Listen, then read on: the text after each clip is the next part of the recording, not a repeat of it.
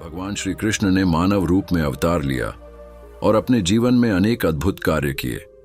ये चमत्कार वे इसलिए कर पाते थे क्योंकि उन्होंने चेतना के सर्वोच्च शिखर यानी 16वें स्तर को प्राप्त कर लिया था।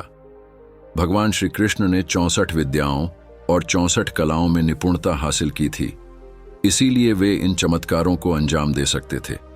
यदि हमें भी इन कलाओं का ज्ञान प्राप्त हो जाए तो हम भी चमत्कार कर सकते हैं, पर हम कभी ईश्वर नहीं बन सकते क्योंकि ईश्वर को यह कलाओं जन्मजात होती है और हम मानव को यह कलाओं सिद्ध करनी पड़ती है। तो मित्रों, आइए जानते हैं कि ये 64 विद्याएं और 64 कलाएं कौन कौन सी हैं। सबसे पहले यह समझ लें कि विद्या और कला में अंतर होता है। विद्या 2 प्रकार की होती है, पराविद्या और अपराविद्या। इन दोनों के अंतर्गत अनेक प्रकार की विद्याएं आती हैं। इसी प्रकार कलाएं भी 2 प्रकार की होती हैं, सांसारिक कलाएं और आध्यात्मिक कलाएं। पहले हम विद्याओं के बारे में जानते हैं। संसार में अनेक संत या तपस्वी हैं जो इन विद्याओं को किसी न किसी रूप में जानते हैं। इन विद्याओं के बल पर ही वे भूत भविष्य का वर्णन कर लेते हैं और इनके माध्यम से ही वे चमत्कार करने की शक्ति भी प्राप्त कर लेते हैं। शिक्षा, कल्प, व्याकरण, निरुक्त, छंद, नक्षत्र, वास्तु, आयुर्वेद, वेद, कर्मकांड, ज्योतिष, सामुद्रिक शास्त्र, हस्तरेखा, धनुर्विद्या आदि ये सभी पराविद्याएं हैं। परंतु प्राण विद्या, त्राटक, सम्मोहन, जादू टोना, स्तंभन, इंद्रजाल, तंत्र मंत्र, यंत्र, चौकी बांधना, गाड़ गिराना, सूक्ष्म शरीर से बाहर निकलना, पूर्व जन्म का ज्ञान होना, अंतर्ध्यान होना, त्रिकालदर्शी बनना, मृत संजीवनी विद्या, पानी बताना, अष्ट सिद्धियां, नवनिधि आदि अपरा विद्याएं हैं।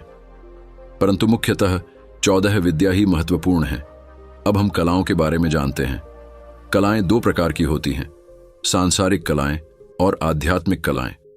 सांसारिक कलाओं में मार्शल आर्ट, भाषा, लेखन, नाट्य, गीत, संगीत, नौटंकी, तमाशा, वास्तुशास्त्र, स्थापत्य कला, चित्रकला, मूर्तिकला, पाक कला, साहित्य, बेल बूटे बनाना, नृत्य, कपड़े और गहने बनाना, सुगंधित वस्तु, इत्र, तेल बनाना, नगर निर्माण, सुई का काम, बड़ी की कारीगरी, पीने और खाने के पदार्थ बनाना, सोने चांदी, हीरे पन्ने आदि रत्नों की परीक्षा करना, तोता मैना आदि की बोलियां बोलना आदि शामिल हैं। शास्त्रों में 64 प्रकार की कलाएं बताई गई हैं। आध्यात्मिक कलाएं मुख्यतः 16 होती हैं। उपनिषदों के अनुसार 16 कलाओं से युक्त व्यक्ति ईश्वर तुल्य होता है, या कहें कि स्वयं ईश्वर ही होता है। 16 कलाएं दरअसल बोध प्राप्त आत्मा की भिन्न भिन्न स्थितियां हैं। बोध अर्थात चेतना, आत्मज्ञान या जागरण की अवस्था या होश का स्तर। जैसे प्राणी के अंतर में जो चेतन शक्ति है या प्रभु का तेजांशु व्यक्त हो रहा है, उतनी ही उसकी कलाएं मानी जाती हैं। इसी से जड़ और चेतन का भेद होता है। जिस प्रकार प्रतिपदा के दिन चंद्रमा की कला में कम प्रकाश होता है और जैसे जैसे उसकी कला बढ़ती जाती है वैसे वैसे उसका प्रकाश भी बढ़ता जाता है और पूर्णिमा के दिन चंद्रमा पूर्ण रूप से चमक उठता है, उसी प्रकार आत्मा दिव्य और अलौकिक बनती जाती है। आत्मा की कम जागृति को पहली कला कहा जाता है और जब आत्मा अपनी जागृति के चरम पर होती है तो उसे 16वीं कला माना जाता है। 16वीं कला प्राप्त व्यक्ति ईश्वर तुल्य हो जाता है। अब यह 16 कलाएं कौन सी हैं, इसकी जानकारी प्राप्त करते हैं। प्रश्न उपनिषद में महर्षि पीपलाद हमें इन 16 कलाओं की जानकारी देते हैं। सबसे पहली कला है नाम। जब आत्मा ने अपने आप को अभिव्यक्त किया और इस जगत और ब्रह्मांड की रचना हुई तो सभी तत्वों और पदार्थों को एक नाम मिला और नाम के साथ रूप और गुण भी जुड़े हुए होते हैं। हम किसी भी व्यक्ति, वस्तु या पदार्थ को नाम, रूप या गुण से जान और पहचानते हैं। यह आत्मा की सबसे पहली जागृति है। जब व्यक्ति इस जगत में आता है तो उसे विविध रूप दिखाई देते हैं और विविध गुणों की अनुभूति होती है, जैसे कि ठंडी, गर्मी, पीड़ा, आनंद इत्यादि। उसे विविध नाम सुनाई देते हैं, जैसे पत्थर, पेड़, पौधे, रमेश, सुरेश। यही आत्मा की पहली जागृति या पहली कला है। इसके अंतर्गत सभी नामधारी, गुणधारी और रूपधारी जड़ और चेतन पदार्थों का समावेश होता है। दूसरी कला है लोक। जब व्यक्ति जन्म लेकर इस दुनिया में आता है और थोड़ा बड़ा होता है तो वह अपने मोहल्ले, गांव, शहर, राज्य, देश और दुनिया की जानकारी प्राप्त करता है। एक प्राणी भी बड़ा होता है तो अपने इलाके की जानकारी प्राप्त करता है। आत्मा की जागृति का स्तर अब नाम, रूप और गुण से बढ़कर लोक तक विस्तृत हो गया है, यानी वह दुनिया की जानकारी प्राप्त करने लगा है। अब तक उसे यह ज्ञान नहीं हुआ है कि वह कौन है, कहां से आया है और क्यों आया है। आत्मा की इतनी जागृति को दूसरी कला कहते हैं, जिसके अंतर्गत छोटे बच्चे, मनुष्य, प्राणी, पक्षी इत्यादि का समावेश होता है। तीसरी कला है कर्म। अब व्यक्ति संसार में आने के बाद अपना कर्म शुरू कर देता है। खाना, पीना, सोना, मैथुन करना, बच्चे पैदा करना, लड़ना, झगड़ना, प्यार करना। अब आत्मा की जागृति बढ़कर तीसरे स्तर पर पहुंच चुकी है और इसे आत्मा की तीसरी कला कहते हैं। इस संसार में जन्म लिए हुए व्यक्ति को बस इतना ही ज्ञान है या जागृति है कि उसका जन्म खाने, पीने, सोने और बच्चे पैदा करने के लिए हुआ है। चौथी कला का नाम है मंत्र। अब व्यक्ति कर्म तो करता है, लेकिन उसे यह ज्ञान भी होने लगा है कि कौन सा कर्म सही है और कौन सा कर्म गलत है। उसे दूसरों को दुख नहीं पहुंचाना चाहिए, उसे दूसरों के हक का खाना नहीं छीनना चाहिए, उसे सबके साथ मिलजुल कर रहना चाहिए और दुखी लोगों की मदद करनी चाहिए। जब व्यक्ति के ऐसे आदर्श बनने लगते हैं, तब उसे मंत्र कहते हैं। आपने कई लोगों को कहते सुना होगा कि यह मेरा जीवन मंत्र है। अब व्यक्ति की चेतना प्राणियों से ऊपर उठ चुकी है। इसके अंतर्गत सिर्फ मनुष्य और कुछ बुद्धिशाली प्राणी ही आते हैं। यह आत्मा का चौथा स्तर या चौथी कला है, जहां उसे ज्ञान या जागृति होने लगती है कि क्या अच्छा है, क्या बुरा है, क्या सही है, क्या गलत है। और इसी सोच को निर्देशित करने वाली दृष्टि या आदर्श वाक्य को मंत्र कला कहा जाता है। इस संसार के अधिकांश लोग चौथी कला में ही जीते हैं और अपने जीवन भर उससे ऊपर अपनी चेतना को नहीं ले जा पाते। अब पांचवी कला है तप। जब व्यक्ति कहता है कि मैं दूसरे के हक का खाना नहीं खाऊंगा, तो उसे भोजन का त्याग करना होगा और कुछ समय भूखा भी रहना पड़ सकता है। जब वह कहता है कि मैं दूसरों को सुख पहुंचाऊंगा, तो उसे अपने सुख का त्याग करना होगा। जब वह कहता है कि मैं सबसे मिलजुल कर रहूंगा, तो उसे अपने क्रोध और हिंसा का त्याग करना होगा। इसी त्याग को तप कहा गया है। अब व्यक्ति की आत्मा इतनी जागृत हो चुकी है कि वह जगत के अन्य पदार्थों, वस्तुओं और व्यक्तियों के लिए तप कर सकता है। अब वह किसी को दुखी नहीं देख सकता और किसी के साथ हो रहे अन्याय को नहीं सह सकता। इसलिए दूसरों को सुख देने के लिए अपनी बाहरी और आंतरिक चीजों का त्याग करता है। यही पांचवी कला तप कला है। छठी कला है वीर्य, यानी ऊर्जा या शक्ति। अब व्यक्ति को लौकिक और अलौकिक शक्तियों का ज्ञान होने लगता है। जैसे कि वह मिलजुल कर रहने लगा, तो उसे सामूहिक शक्ति का ज्ञान हुआ। उसने कानून तोड़े तो कानून की शक्ति का ज्ञान हुआ। राजा से लेकर देश और दुनिया की शक्ति का ज्ञान हुआ।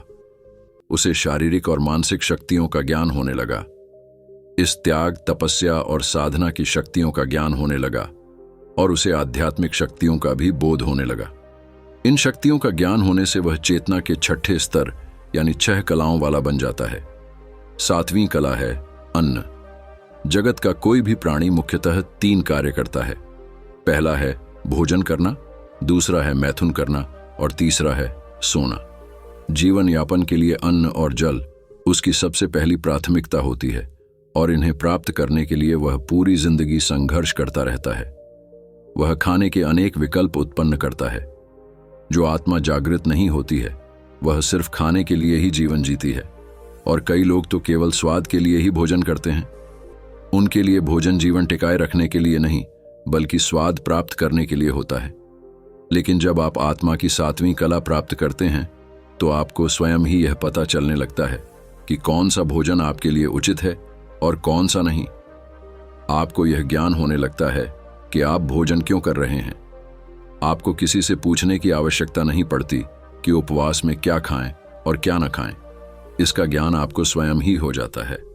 आपको यह भी पता चलने लगता है कि आपको मांसाहार करना चाहिए या नहीं, फलाहार करना चाहिए, अन्नाहार करना चाहिए या उपवास करना चाहिए। अब भोजन आप केवल स्वाद के लिए नहीं कर रहे होते हैं। यदि आपको 5 पकवान मिलते हैं, तो भी आप अधिक खुश नहीं होते, और यदि आपको केवल सूखी रोटी ही मिलती है, तो भी आप दुखी नहीं होते, क्योंकि आप चेतना के आत्मा के 7वें स्तर पर पहुंच चुके होते हैं। आत्मा की 7वीं कला का नाम है मन। कई साधक और तपस्वी इस 7वीं कला तक पहुंच जाते हैं। यहां पहुंचकर आपको मन का ज्ञान होने लगता है। आपको मन और आत्मा के बीच का अंतर दिखाई देने लगता है। आपको आत्मा के मनोमय कोश का ज्ञान होने लगता है। आपको मन के क्रियाकलापों, चंचलता और मन को कैसे शांत और स्थिर किया जा सकता है, इसका ज्ञान होने लगता है। आप जान जाते हैं कि मन किस प्रकार से मुक्ति और बंधन का कारण है। अब आपका मन, जो परिस्थितियों, घटनाओं, वस्तुओं, व्यक्तियों और पदार्थों से दुखी, द्रवित और खुश हो जाता था, वह पूरी तरह से आपके नियंत्रण में आ जाता है। जब व्यक्ति मन पर विजय प्राप्त कर लेता है तो वह 7 कलाओं वाला बन जाता है। आत्मा की 8वीं कला है इंद्रियां। अब आपने मन पर तो नियंत्रण प्राप्त कर लिया है, लेकिन मन को चलाने और खींचने वाली इंद्रियां हैं। इंद्रियां जहां जाएंगी, आपका मन भी वहां चला जाएगा। इसलिए इंद्रियों पर नियंत्रण प्राप्त करना भी अत्यंत आवश्यक है। पहली है स्वाद इंद्रिय, जो आपको विविध प्रकार के स्वाद की ओर आकर्षित करेगी और खींच ले जाएगी। लेकिन इस 8वें स्तर पर आ जाने पर आपके लिए स्वाद महत्वपूर्ण नहीं रहता। नेत्र इंद्रिय आपको सुंदर, बीभत्स, भयानक, हिंसात्मक और इरोटिक दृश्य के प्रति आकर्षित करेगी। लेकिन इस कला के प्राप्त होने पर आपके लिए ऐसे दृश्य कोई मायने नहीं रखते।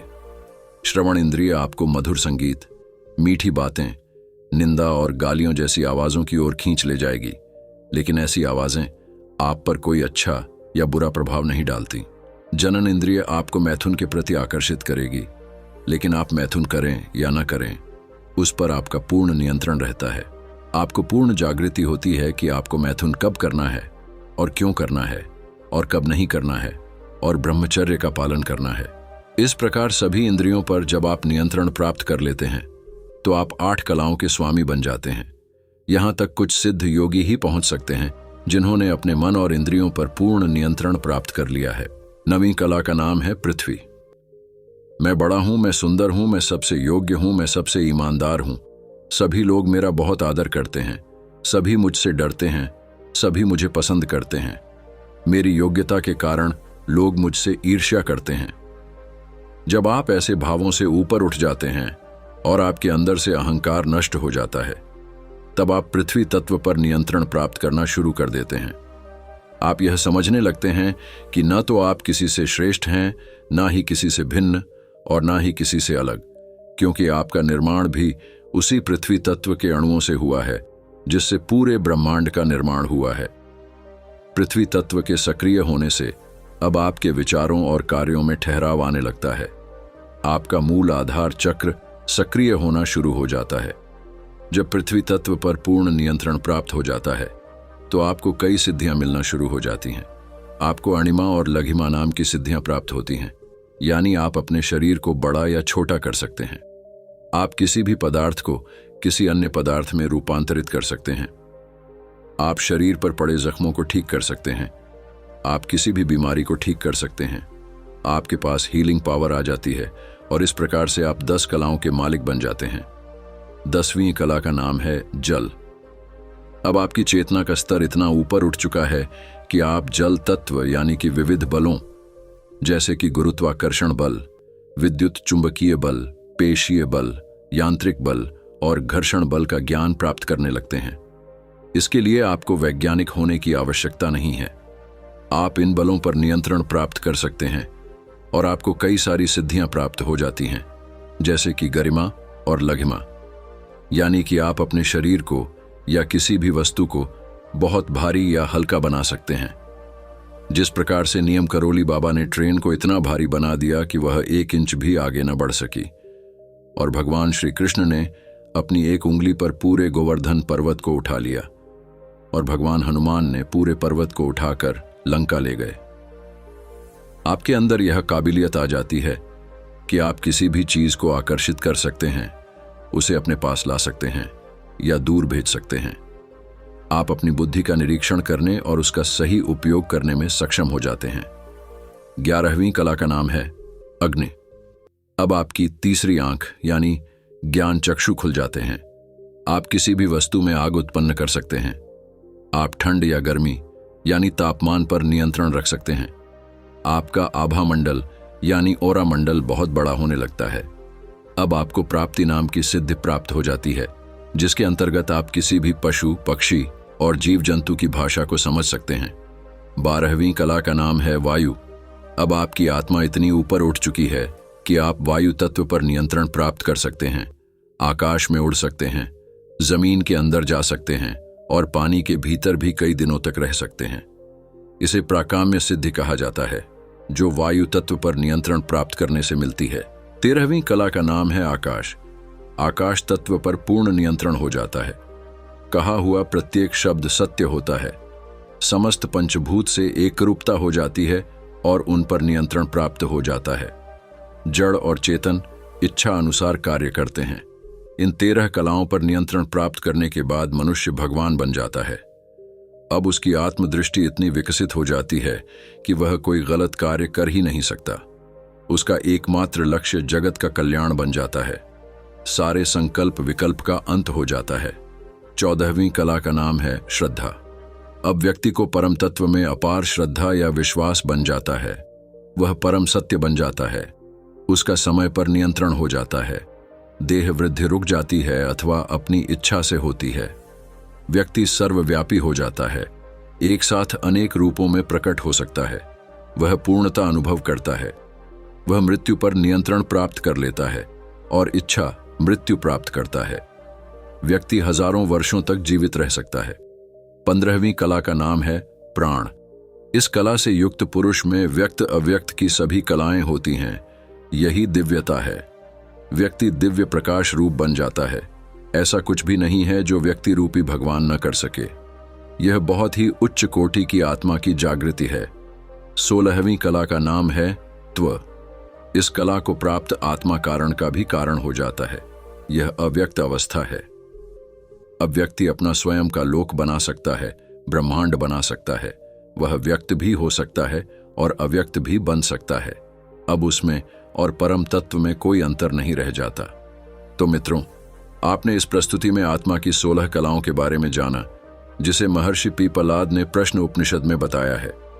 ये आत्मा की जागृति के विभिन्न स्तर हैं। यदि आपको हमारी यह प्रस्तुति पसंद आई है तो लाइक और कमेंट करें और हमारी चैनल को सब्सक्राइब जरूर करें। आपका जीवन सुखी रहे और आपकी चेतना का स्तर ऊपर उठे। इसी अभिलाषा के साथ मिलते हैं अगली प्रस्तुति में। धन्यवाद।